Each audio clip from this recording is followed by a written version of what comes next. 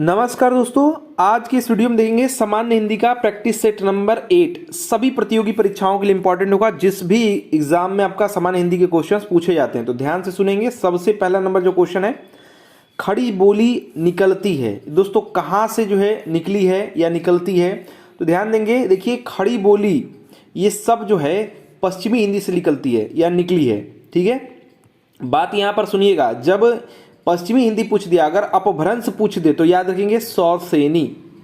क्या नाम है? अपभ्रंश। सौरसेनी अपभ्रंश से निकली है। ठीक है, अपभ्रंश जब पूछे तब यहाँ पर खड़ी बोली और भी बोलियां हैं। जैसे पश्चिमी हिंदी के अंतर्गत कौन कौन आता है?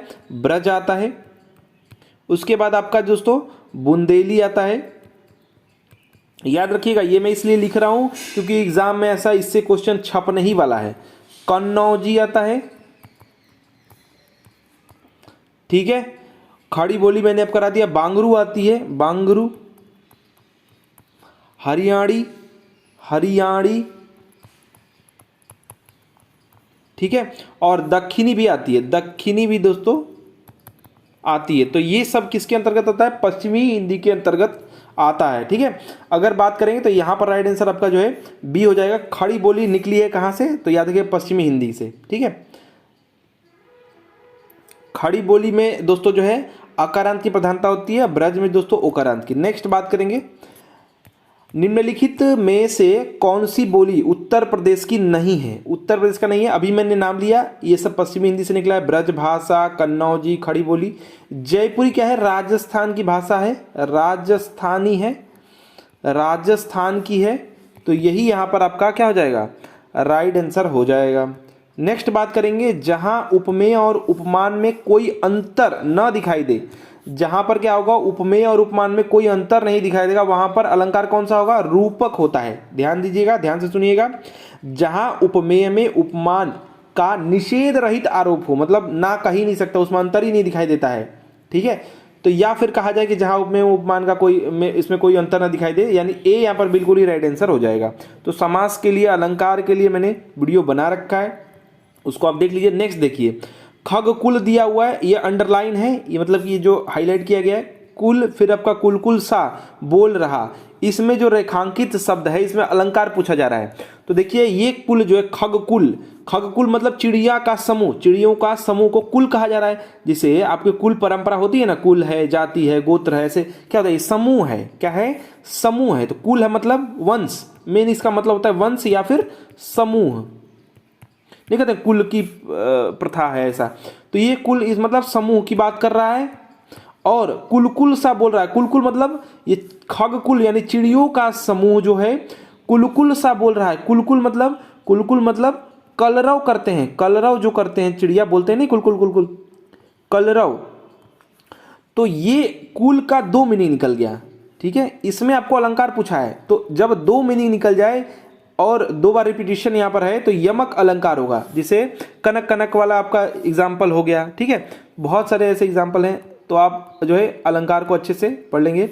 नेक्स्ट यहाँ पर देखिए, जिसमें कोई पद की दोस्तों प्रधानता नहीं होता है, मतलब उत्तर पद होता है, पूर्व पद होता है। तो इसमें जब दोनों पद की प्रधानता नहीं होगा तथा अन्य अर्थ प्रधान होता है, दोनों जो है पद है उनका प्रधानता ना होकर के किसी अन्य पद की दोस्तों प्रधानता जब हो जाएगा या फिर किसी अन्य का अर्थ निकलेगा, तो वहां पर कौन सा समास होगा? तो मैंने आपको बता रखा है, ऐसा कब होता है?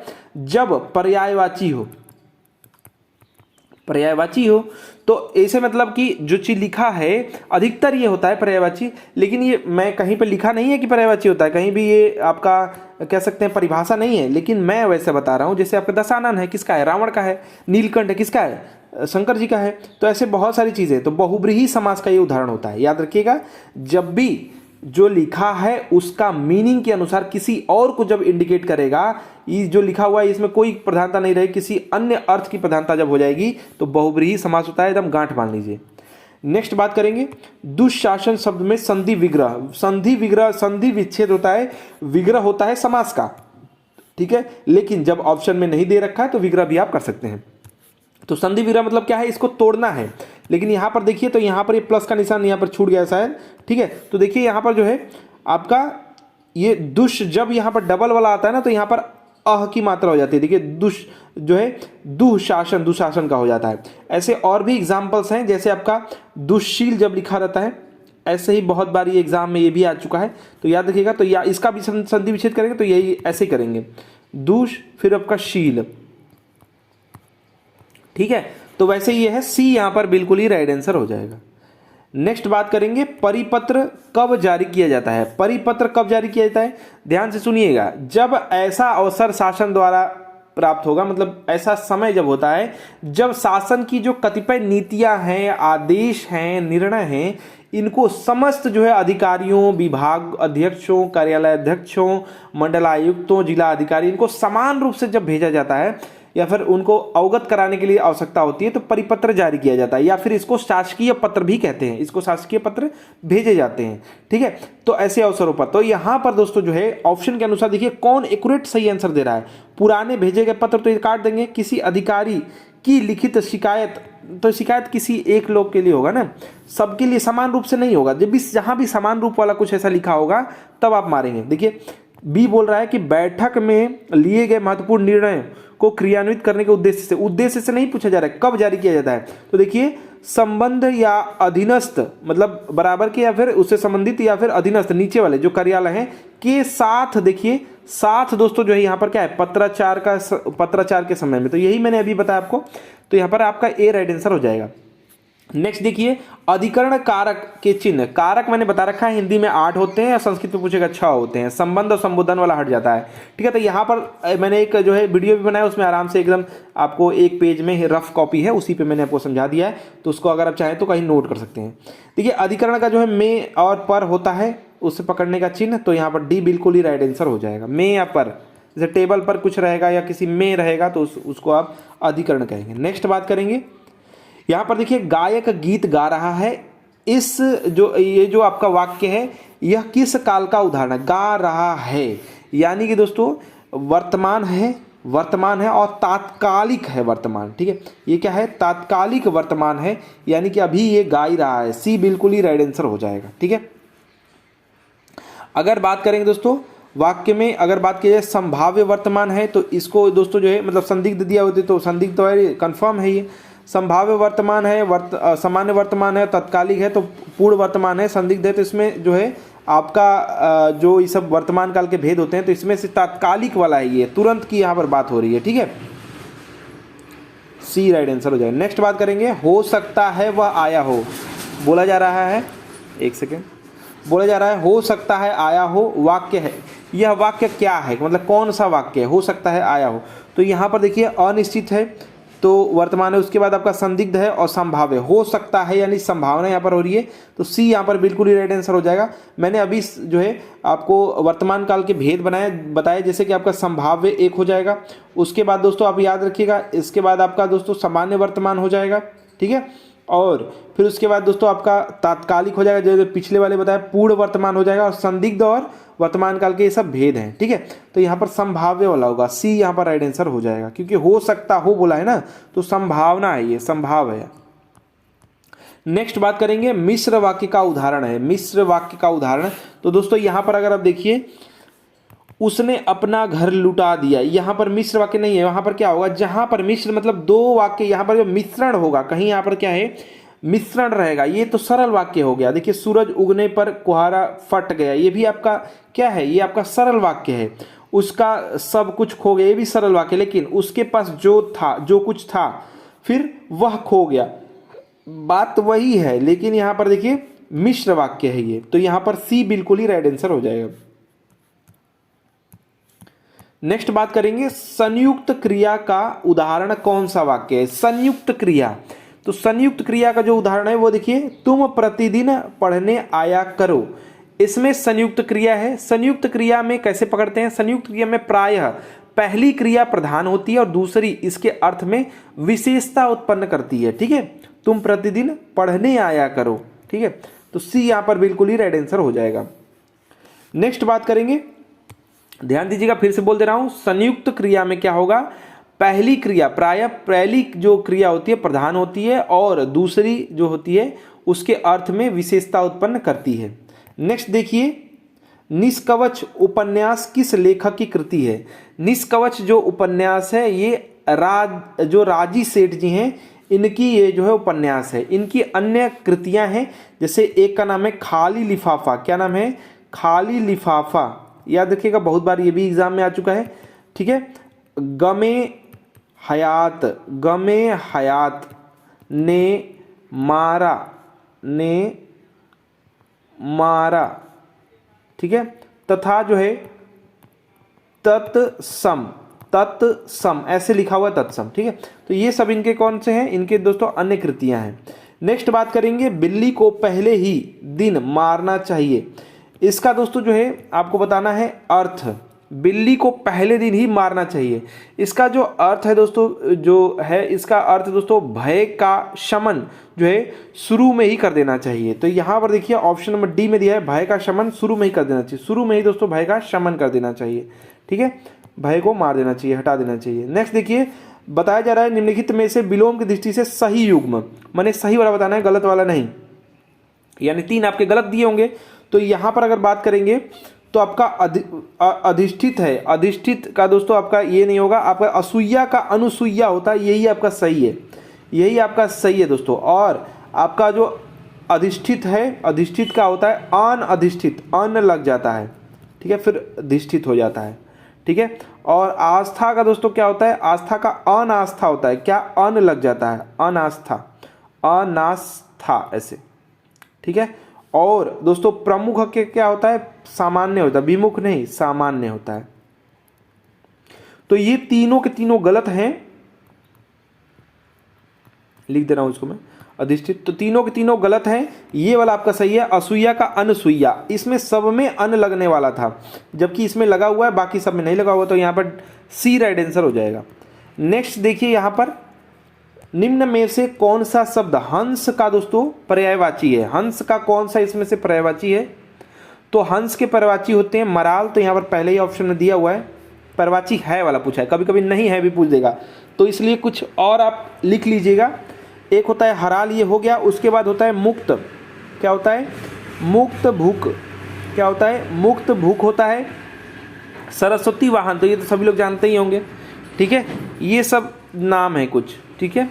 अगर बात करेंगे कुरंग का, ये हिरण का है। किसका है? हिरण का, हिरण, या अगर हिंदी में लिखा है तो हिरण भी आप कर सकते हैं, हिरण। अगर बात करेंगे दोस्तों, आपका जो पंचबाण लिखा हुआ है, पंचबाण, ये कामदेव का है। किसका है? कामदेव का। भुजंग जो है किसका है? सर्प का है। ठीक है, तो ये सब आप याद रखिएगा। नेक्स्ट बात करेंगे, निम्न में भाववाच्य। भाववाच्य, वाच्य 3 प्रकार के, कर्म, कृत और भाववाच्य। भाव मैंने बताया था, चला नहीं जाता, खाया नहीं जाता, ऐसे लिखा होगा। देखिए यहाँ पर दिया है, मोहन पुस्तक पढ़ता है नहीं, श्याम पत्र लिखता है नहीं, मोहन से बैठा नहीं जाता। मैंने आपको ट्रिक बता रखा है भाववाच्य का, सी बिल्कुल ही राइट आंसर हो जाएगा। नेक्स्ट बात करेंगे, बाण और तालाब के भिन्न भिन्न अर्थ बताने वाले शब्द की सही जोड़ी। अलग अलग अर्थ बताने वाला कौन सा जोड़ी सही लिखा हुआ है? ठीक है, इसका है शर सर, शर सर। देखिए इस सर का मतलब होता है बाण और इसका मतलब होता है तालाब। ठीक है, याद रखिएगा। बाण के और भी दोस्तों जो है आपके पर्यायवाची हैं, तो उसको भी आप याद करिएगा। ठीक है। नेक्स्ट देखेंगे,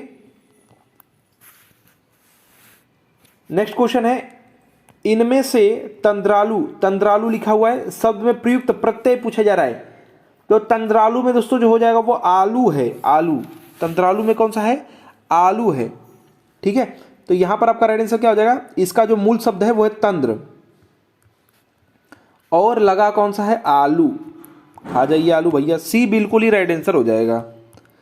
नेक्स्ट बात करेंगे, यहां पर पूछा जा रहा है विशेषण की विशेषता बताने वाले। बहुत बार एग्जाम में आ चुका है, प्रविशेषण कहते हैं। जब विशेषण की विशेषता बताया जाएगा प्रविशेषण कहते हैं। याद रखिएगा, बहुत ही इंपॉर्टेंट चीज है ये, बहुत बार एग्जाम में आ चुका है। ठीक है, जैसे कि बहुत सुंदर, इसमें बहुत जो है सुंदर की विशेषता बता दिया। बड़े साहसी व्यक्ति हैं, तो जो है साहसी क्या हो जाएगा? आपका विशेषण हो जाएगा। बड़े साहसी हैं, तो बड़े वाला जो है आपका प्रविशेषण हो जाएगा। ऐसे बहुत सारे एग्जाम्पल्स हैं। नेक्स्ट बात करेंगे, निम्नलिखित में से कौन से शब्द अनुनासिकता हैं? मतलब अनुनासिक वाला मतलब उसमें आप देखेंगे चंद्रबिंदी ऐसे कुछ लगा होगा, ठीक है, अंग वाला मात्रा।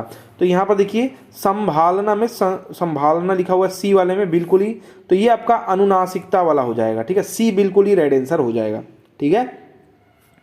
चलिए नेक्स्ट बात करेंगे, जो कच्छा या फिर कहिए जो क्षत्रिय है, इसको कच्छा पढ़ते हैं अकेले में, तो ये दोस्तों किसके योग से बनता है? याद रखिएगा ये बनता है आधा क और षटकोण वाले श से। तो यहाँ पर ऑप्शन नंबर आपका ए दे रखा है, ठीक है, याद रखिएगा, बहुत बार मैं इसको बता चुका हूँ और यह आता भी है एग्जाम में। इसको छ एक होता है आपका, ये छ होता है छ, ये क्षत्रिय छ वाला होता है, ये क्षत्रियों के लिए यूज किया जाता है, याद रखिएगा, ठीक है।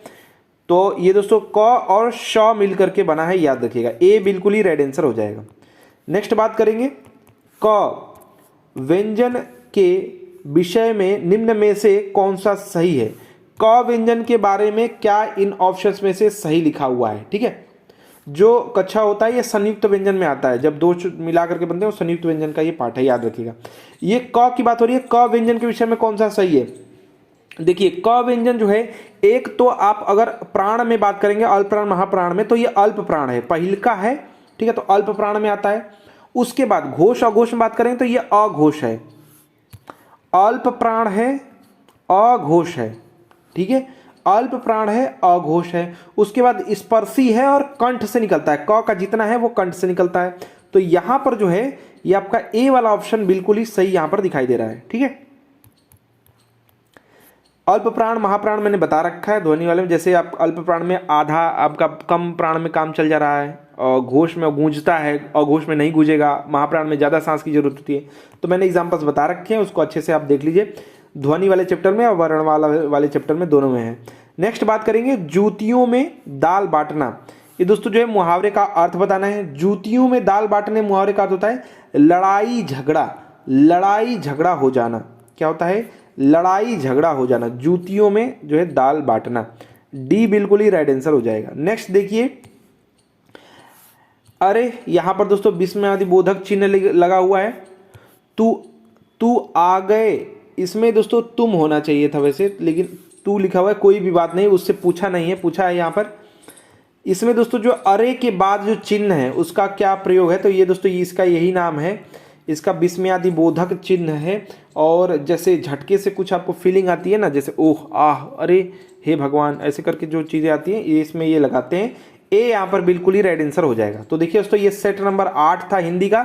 आशा करते हैं दोस्तों हमारा प्रयास, हमारा वीडियो पसंद आया होगा। वीडियो को अधिक से अधिक लाइक शेयर कीजिएगा, और ऐसे ही प्रैक्टिस सेट सॉल्व करने के लिए इस चैनल को सब्सक्राइब करके बेल आइकन को ऑन कर दीजिए। हमारा वीडियो देखने के लिए धन्यवाद। Please like and share.